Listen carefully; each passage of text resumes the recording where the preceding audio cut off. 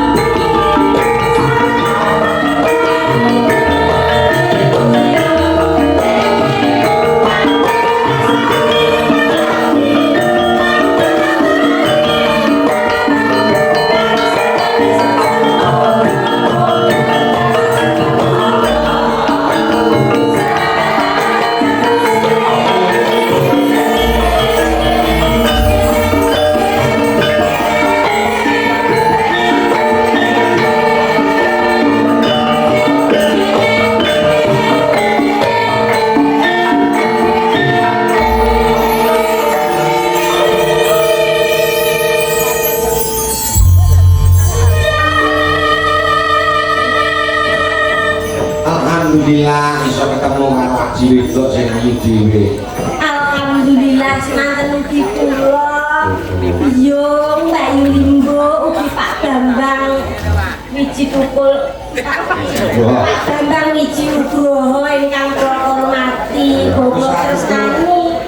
Mboten tukul. Wis ora iso terus. Kula golek osawan sing iso diganyoni ya.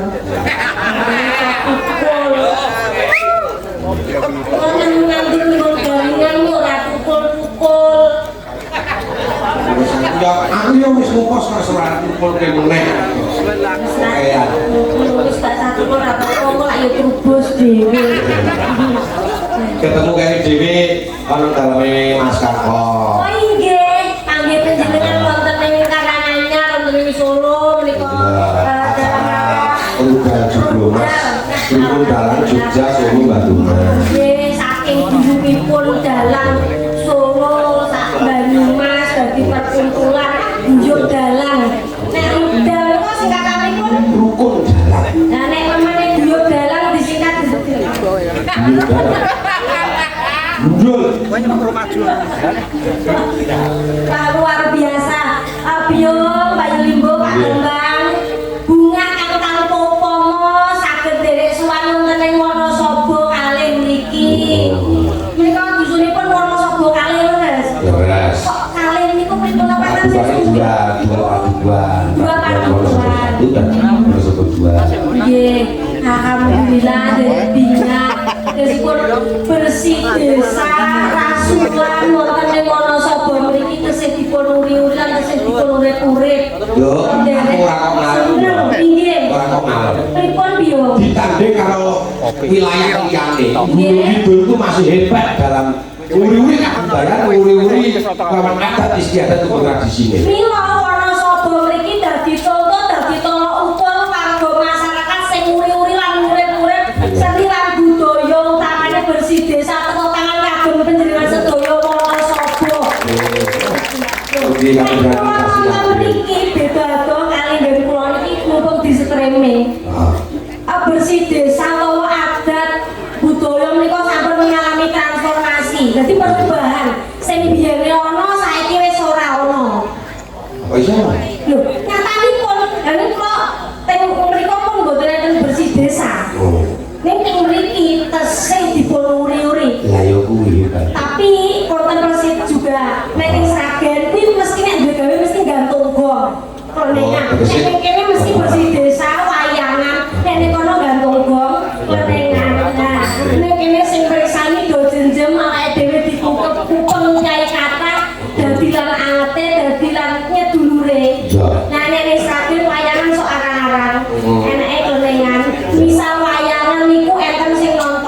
telu ngono sing apa rame, Ya. padu kuwi dem-deman 10. Maksudnya sing songo misah, sing songo misah. Nggih, dados menika alhamdulillah derek dina wonten mriki bersih desa tasih dipun adani. Muga kabeh budayane piyai-piyai Gunung Kidul khususé Wonosobo Sejero iki bisa nular nang liya sing wis do nglaleni karo tradisi Amin. Amin. Namun saged derek ditunggu nggih Biyo. Iya. Mugi-mugi keluarga Agung Wonosobo mriki tansah kinaryan panjang yuswa.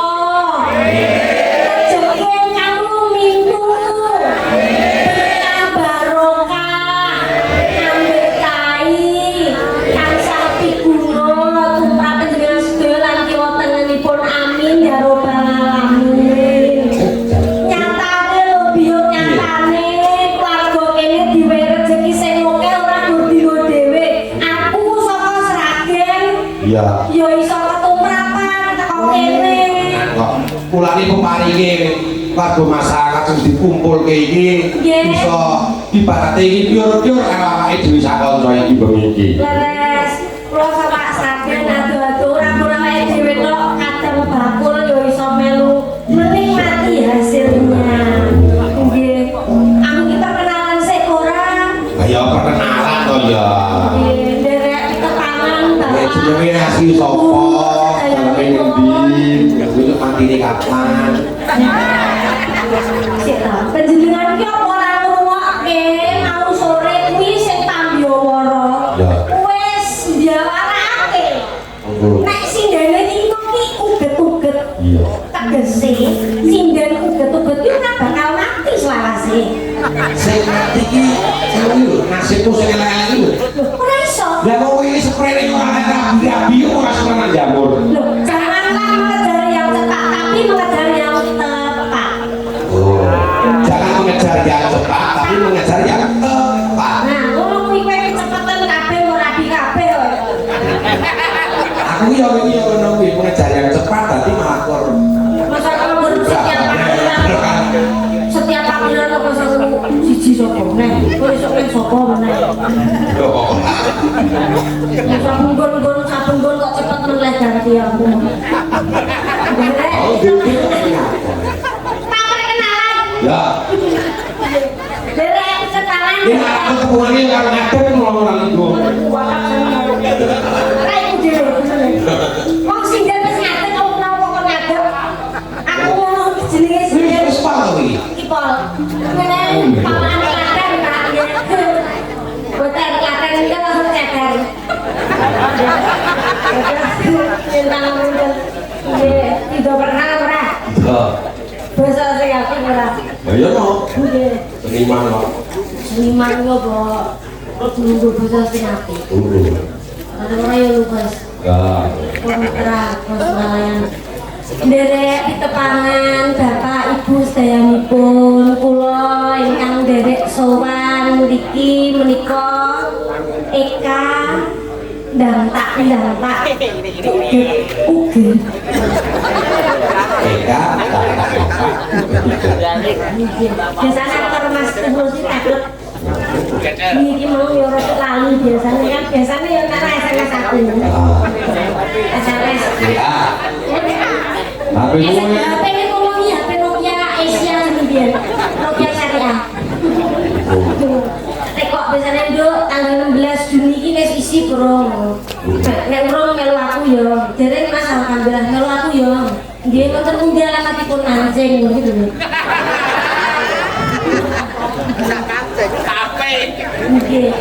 aja di ngono kuwi kan Nggih. saya nawar bujune bunga iki gitu Ya ora. Menika kula sowan saking Sragen Bapak Ibu sedayanipun. sakene endi Sakenipun desane endi bedukan endi yo kudu lengkap lho kudu lengkap kok ya saking Kabupaten Sragen kecamatanipun nggih menika Sukodono Byong oh saking besok desanipun Baliarjo dukuane Pak lihat duku-duku barangnya betul iya sing kompet kan ya namanya Baliarjo ora tekan ora kompet kuwi Baliarjo kok jenenge kabudut paling wis kenal lah yo cetakan kok kene udah periksa kedukuane nggih saking Sragen Kabupatenipun kecamatanipun saking saking Sukodono, kelurahanipun saking Balearjo. Paduan. Bu, wis nyangkut aku barang. Iki dikompet lho iki Kak. Sesuk anu sing kersake meneh iki lho. Iku kudu jelas. Sragen Sukodono, kelurahanipun Balearjo, dukuhipun nggih menika Jumbleng. Allah relaksan. Wong iki bukan kok jumbleng kowe tetok. Pak Kambyo sore oleh ngomong kare rugi. Sehingga betul-betul saking Jumbleng. Aku jan mancing kok iki. Lha apa? Sing penting iki tetep ayu ora kaya isine jumbleng mau. Ya Jumbleng ini jenenge mungkin anu lho, nek Sragen ki nek dataran rendah dan dataran tinggi. Lah sing dataran tinggi iki mau jenenge nek nggon kring-kringan, nggon ngaringan ngono jenenge. Nggonku rada mengisor ngledokan iki. Tapi konotasinya kuwi koyo sesuatu yang tidak enak atau betul-betul emosi sendiri sama telek ngono lho. Tapi jangan melihat sisi negatif dari telek. Mari kita lihat sisi positif dari telek lho. Telek kuwi dimanfaatke para tani sing arep do nandur. Sing arep do mupuk tandurane mesti nggunakake bahan organik sing jenenge telek sapi jenenge apa? Telek wedhus jenenge apa? Iki nganggo pupuk kabeh. Telek pitik jenenge apa? Glek lencong.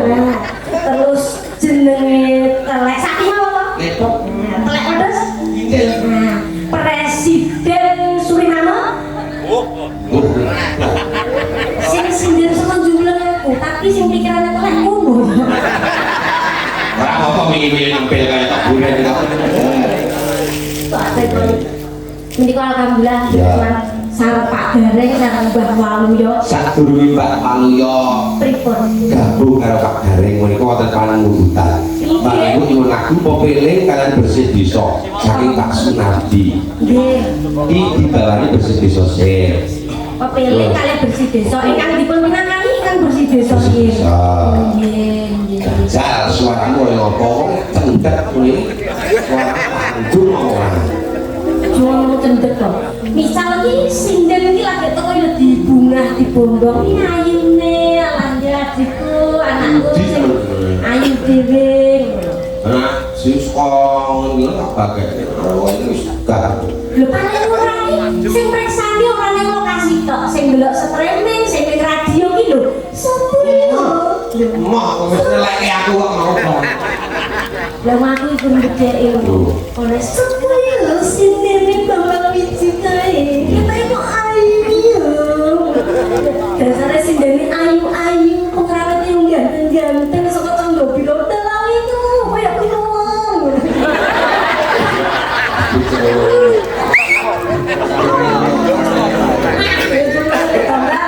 Lek diburu malah cantik.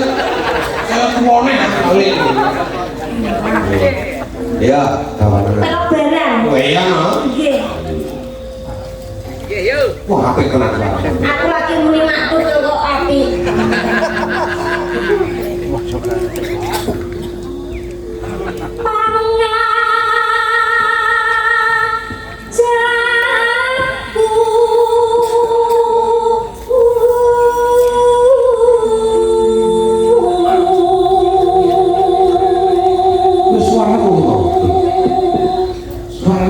Suaranya pekek. Masa aku cak dulungan dengan nyanyi besok suaramu wi. Orang perkara gak apal-apal. Aku ora dulu terpikir apa. Musim apali bang fitness saya.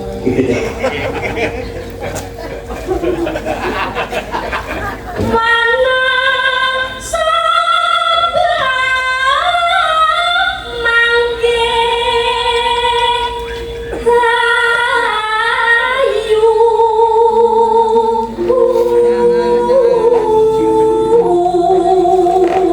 Ucap belok barat terus tukarane kerake dhewe kok.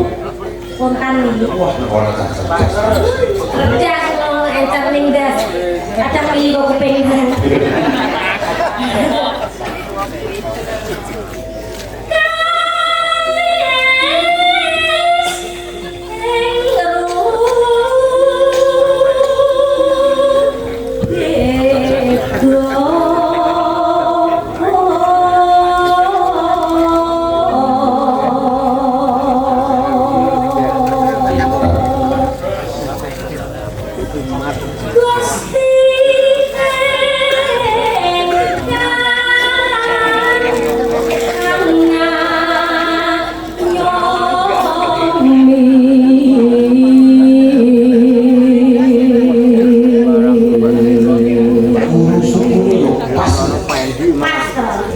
Padahal ora di hulu. tak pas.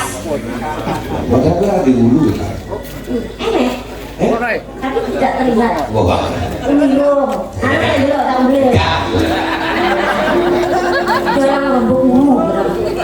Jadi ya, loh, singgah ngaten iki dipuji. Masya bentuknya kayak ijen, kayak maesan, kayak pedilan tepuk. Aku ora mau aku.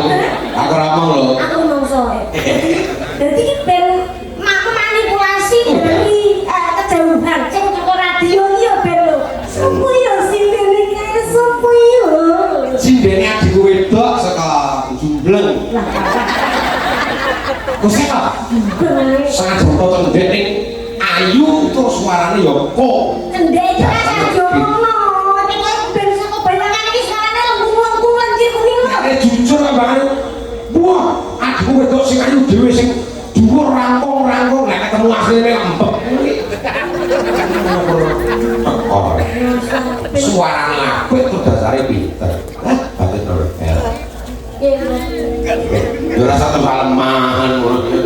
Jalan Gusti ingkang hanya yomi